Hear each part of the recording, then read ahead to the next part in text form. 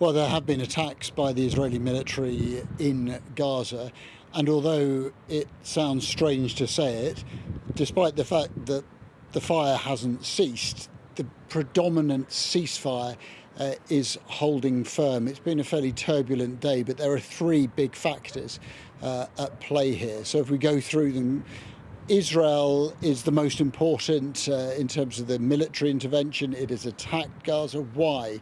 Well, mainly because today Israeli soldiers came under attack in Rafah, a serious incident, and as we have seen before in the ceasefire, when Israeli soldiers are attacked, the Israeli military will respond with considerable ferocity, and they have done that.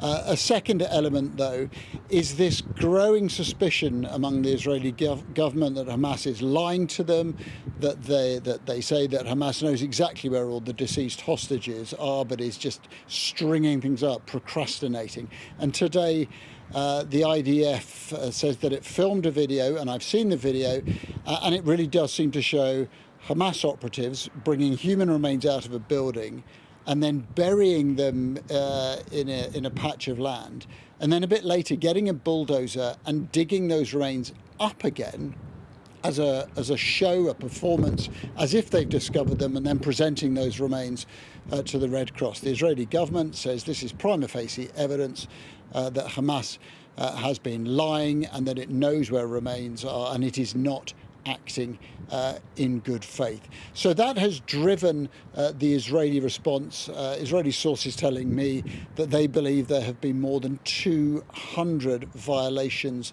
of the ceasefire by Hamas.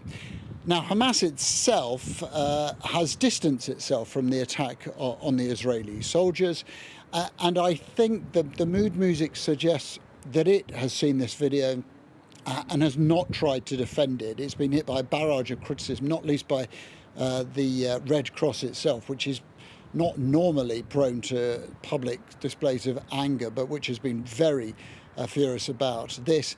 Hamas, I think, knows that it needs to pick up some kind of credibility and will, I think, through intermediaries, I'm expecting itself to try and distance itself from the actions of the people in this video. It maintains that it needs help to reach bodies of deceased hostages that are buried under rubble, that it needs heavy-duty equipment, and it needs outside assistance. But it also says that it wants to help, and I think that is partly because it believes that only by doing that can it try to play a part in the long-term future of Gaza. And then, of course, there is the third factor in this, and that is the United States, the arbiters of this ceasefire. President Trump's name is right at the top of it.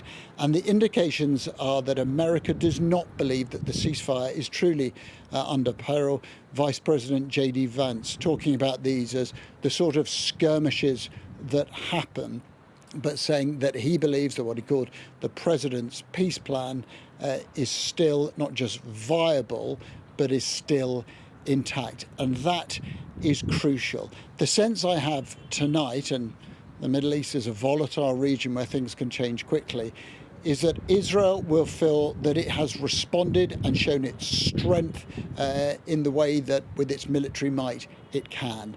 I think Hamas will feel that it has been chastised. Earlier today, very quickly, it offered to return another body of a deceased hostage, and of course that will further making Israel believe that it knows where all the bodies are. And then it rescinded that offer when the military action struck. One suspects that they will put that offer back forward again once it's clear that the military action has come to an end.